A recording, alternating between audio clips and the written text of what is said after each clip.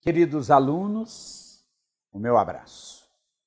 Vamos lembrar agora de uma parte da literatura que normalmente é mais cobrada nos vestibulares. Venham comigo. Modernismo. Modernismo surge no século XX. Esse movimento ele surge em reação ao conservadorismo, ao passadismo, ao academicismo. Ele vai surgir pregando liberdade total de expressão e concepção artística. Então é um movimento inovador. Aqui nós vamos encontrar os versos livres, a presença do poema em prosa, da prosa poética. Aqui nós vamos encontrar a valorização poética do cotidiano, o interesse pelo homem comum. Nós não precisamos mais do super-herói, nós não precisamos mais do super-peri, nós não precisamos mais da idealização. Agora nós vamos mostrar a realidade, voltar para a realidade. Vocês lembram que o que introduz o modernismo no Brasil é a Semana de Arte Moderna, né? A Semana de Arte Moderna, que acontece em 1922, em São Paulo, de 11 a 18, no Teatro Municipal. Sobre literatura falaram nos dias 13, 15 e 17. Lembrando a vocês que a Semana de Arte Moderna foi um movimento antiburguês patrocinado pela burguesia, né? Então é um movimento irreverente. Nós podemos dividir o romantismo em 3 tempos. Primeiro, 1922, 1930. Aqui é um período anárquico, irreverente, destruidor, inconformista. Vocês lembram disso? Esse período aqui, ele é um período realmente que vai destruir a proposta acadêmico-academicismo. Os grandes representantes desse período, não apenas esses, mas observe que os grandes são esses. Oswald de Andrade. Oswald de Andrade foi importantíssimo para o modernismo, né? Oswald de Andrade foi poeta, foi prosador, foi ensaísta, foi teatrólogo. Irônico, irreverente, criou a poesia pílula, o poema minuto, você lembra disso? O poema com poucas palavras. Empregou a paródia, né? Vai parodiando, ironizando, ele vai fazendo tudo isso para ridicularizar o passado. É realmente uma pessoa muito irreverente, o Oswald de Andrade, e observe que um grande nome do modernismo brasileiro. O que seria do modernismo sem o Oswald de Andrade? E o que seria do Oswald de Andrade sem o modernismo? Depois nós vamos encontrar o Papa do modernismo, o grande nome do modernismo, que é o Mário de Andrade, né? Mário de Andrade, que é folclórico, é musicista, fala sobre a música, o folclore, e observe que as cantigas populares, as modinhas sertanejas, africanas, ele vai realmente falar sobre o folclore brasileiro de maneira fantástica e vai criar uma obra altamente moderna que é Macunaíma, o herói sem caráter, né? Então, Macunaíma, uma lenda amazonense em prosa, porque nós temos Raul Bopp com a sua obra Cobra Norato, que é uma lenda amazonense em versos, né? Obra folclórica. E ainda o Cassiano Ricardo nessa fase, que faz também uma obra folclórica, que é Martim Sererê, né? E o Mário de Andrade foi poeta, foi contista, foi cronista, foi crítico literário, foi ensaísta. Esse rapaz foi realmente muito bom. É o maior nome da poesia moderna. E o poeta mais querido, um dos mais amados e queridos do Brasil, Manuel Bandeira. Manuel Bandeira, que foi doente, nasceu para ser engenheiro arquiteto e não pôde por causa da tuberculose, né? E ele vai dizer, meninos, fui como os demais feliz, depois veio o mau destino e fez de mim o que quis. Veio o mau gênio da vida, entrou em meu coração, levou tudo de vencida, rugiu como um furacão. Ele não pode ser engenheiro arquiteto. E ele diz que era poeta menor, quando é um dos maiores da literatura brasileira de todos os tempos. Ele vai falar sobre a doença, a morte, Lembram disso? Quando a indesejada da gente chegar à morte, ele convive com a morte. O médico disse para ele, o senhor pode viver 5 minutos ou 50 anos, ele é doente, por isso ele fala febre, tosse, hemopotise de espiné e suores noturnos, falando sobre a tuberculose que o acometeu, né? Fala sobre o lar, a infância, as festas juninas, né? Então é um poeta realmente muito querido, neorromântico, neossimbolista, lírico, espiritualista, universalista, que pode ser cobrado em qualquer vestibular do Brasil, não esqueçam disso. Depois nós temos o segundo tempo modernista. Se o primeiro tempo foi anárquico e irreverente, aqui estabilizou. Aqui estabilizou. Velhos e novos vivem uma espécie de pacto surdo, e aqui nós temos o que há de melhor na literatura. Carlos Drummond de Andrade, o poeta que vê a vida e sofre com a vida, o poeta voltado para o cotidiano, irônico, humorista.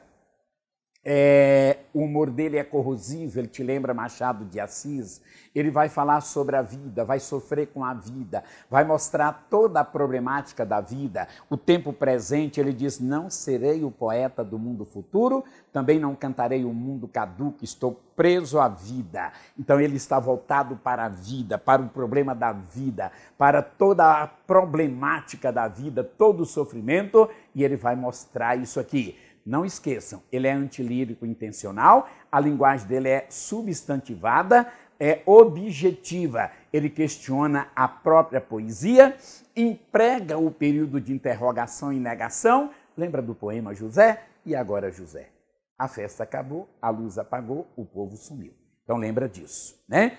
Vinícius de Moraes. Vinícius de Moraes, ele tem uma primeira fase ligada ao catolicismo, mas a fase dele, que é o encontro dele com ele mesmo, de acordo com a crítica, é a segunda fase, quando ele mostra a preocupação social universal, cotidiana. Lembra do operário em construção, a bomba atômica, a rosa de Hiroshima, e observe que o Vinícius perseguiu o ideal da perfeição na mulher amada.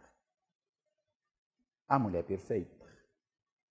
Ele casou 9 vezes porque perseguiu o ideal da perfeição na mulher amada.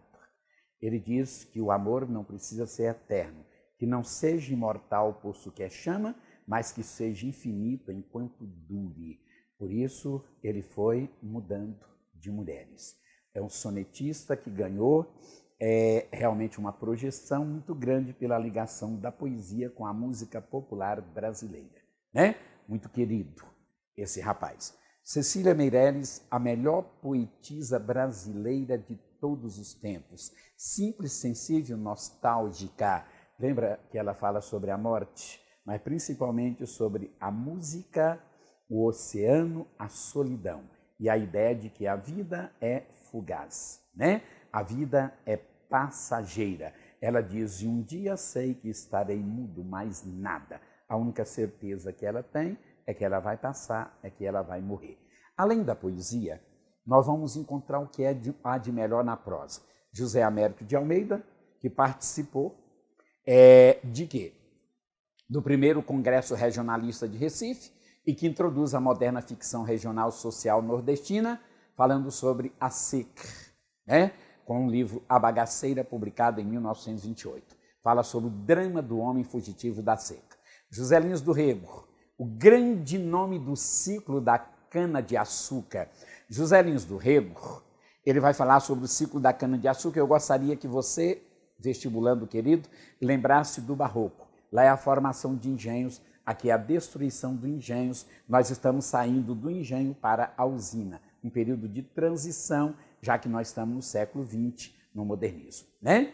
E observe que esse rapaz, ele vai falar sobre a decadência dos engenhos, cangaço, misticismo, tudo isso. O grande nome da prosa dessa época é o Graciliano Ramos. Só escreve 4 romances, 3 na primeira pessoa e 1 na terceira, que é Vidas Secas, que fala também sobre a seca, né? Ele apresenta o herói problemático, o herói que não aceita o mundo, que não aceita os outros e que, por fim, não aceita ele mesmo. A linguagem dele, não nos esqueçamos disso, é altamente o quê? altamente substantivada, áspera e descrente. Segundo João Cabral de Melo Neto, a linguagem dele corta como faca, né? E depois a Raquel de Queiroz, que vai estrear com 15, falando sobre a seca de 1915, mostrando o drama da seca, mas fez romance de crítica político-social, romance intimista, falou também sobre a violência e o banditismo imemorial de Maria Moura. É a primeira mulher a entrar para a Academia Brasileira de Letras, é a primeira mulher imortal, né? Jorge Amado apresenta os encantos e os mistérios da Bahia. A Bahia e seus encantos, a Bahia e seus mistérios. Vai falar sobre as festas populares, a prostituição, a marginalização, a vagabundagem, né? Também sobre os marinheiros e pescadores de sua obra. Vai apresentar traços surrealistas, como em Dona Flor e seus dois maridos, a mulher que tem dois maridos, um morto e outro vivo, a morte e a morte de Quincas Berro d'Água, o homem que morre duas vezes. Por isso, esse não tem muito segredo. É a Bahia e seus encantos, a Bahia e seus mistérios. Dá vontade correr para casa e ler o Jorge Amado. E você, vestibulando, também? Depois do vestibular você faz isso. E ainda aqui nós temos o Érico Veríssimo, a primeira fase intimista, a obra que o consagra, o livro de estreia é Clarissa, mas a obra que o consagra é Olhar e os Lírios do Campo. Mas depois ele volta para o romance político, que é uma beleza, O Tempo e o Vento é uma verdadeira epopeia, falando sobre duas famílias, né? Amarais e Terra Cambará. Depois Incidente em Antares, que apresenta traço surrealista, falando sobre os Campos Largos e os vacarianos. É um escritor com uma linguagem fácil, sóbria. Não esqueça, vestibulando, ele é pai do Luiz Fernando Veríssimo, grande contista e cronista brasileiro, que pode também ser cobrado no vestibular, né? E o Ciro dos Anjos, a obra mais famosa dele é qual? A obra mais famosa dele é exatamente o amanuense Belmiro, né? Amanuense é quem escreve à mão, é o funcionário de um cartório, ele é machadiano, a obra dele é altamente introspectiva psicológica. E, terminando, nós temos o terceiro tempo modernista. Observe que no primeiro tempo, né, nós vamos lembrar da fase preparatória da Semana da Primeira Guerra, depois no segundo tempo nós lembramos da Segunda Guerra, aqui terminou a guerra, né? Esse tempo aqui, ele não é destruidor como o primeiro, ele é uma espécie de neoparnasianismo, tem preocupação com a linguagem, com a métrica, né? Com a palavra, com a elegância. E aqui nós vamos ter o que há de melhor também na poesia e na prosa. Na poesia, João Cabral de Melo Neto, o poeta engenheiro. Por que o poeta engenheiro? O poeta engenheiro, exatamente que a poesia dele é elaborada, a poesia dele é trabalhada. Ele diz que poesia não é fruto da inspiração, que poesia é fruto do trabalho intelectual. Então a poesia é trabalhada. A obra famosa dele é Morte e Vida Severina, que vai falar sobre o Severino retirando por causa da seca, do problema socioeconômico, né? Então observe que é um poeta, é um grande nome da geração de 45. Ferreira Goulart, que está vivo, né? Produzindo, poeta de participação social. Cora Coralina, aqui de Goiás, que mostra a simplicidade da vida. Ainda podemos citar o Mário Quintana, né? O poeta de poemas curtos, que apresenta também traço surreal, e observe que a Adélia Prado, de Divinópolis, Minas Gerais, voltada também para o cotidiano. E na prosa, nós temos muitos escritores, mas nós temos dois monstros sagrados, João Guimarães Rosa. Segundo Carlos Drummond de Andrade, o fabulista fabuloso, que ele diz que não sabia se ele existia ou se ele é uma fábula, né? Então observe que ele recria, amplia e ele recria e amplia a linguagem, né? A palavra é um feixe de significações na obra dele. Autor de Grande Sertão Vereda, Sagarana, ele é o maior criador de neologismo na literatura brasileira. E a Clarice Lispector, prosadora profundamente introspectiva, psicológica, né? Analisando fluxos da consciência, empregando a metáfora insólita, a epifania da linguagem. Lígia Fagundes Telles, voltada para o cotidiano, para o aspecto político, José Cândido de Carvalho, né? Que mostra também a obra surrealista e também mostra uma linguagem próxima da linguagem do João Guimarães Rosa. Ainda nós temos o Bernardo Ellis em Goiás, que mostra a grande massa de dor e ignorância do interior de Goiás. E observe que o Mário Palmério, em Vila dos Confins, Chapadão do Bugre, falando sobre a política e sobre o jagunçismo em Minas Gerais. E nós temos grandes escritores da atualidade, mais ou menos uns 100, que nós não teríamos tempo de falar sobre todos eles. Mas, querido vestibulando, não vamos esquecer que ainda tivemos aqui o concretismo. E no concretismo, nós vamos encontrar o aspecto visual, o espaço em branco entre os versos, né? A valorização do significante. Mas eu tenho certeza que você se sairá muito bem nessa prova. Eu quero te fazer um pedido todo especial. Depois da sua aprovação, volte à escola para nos contar que você foi aprovado.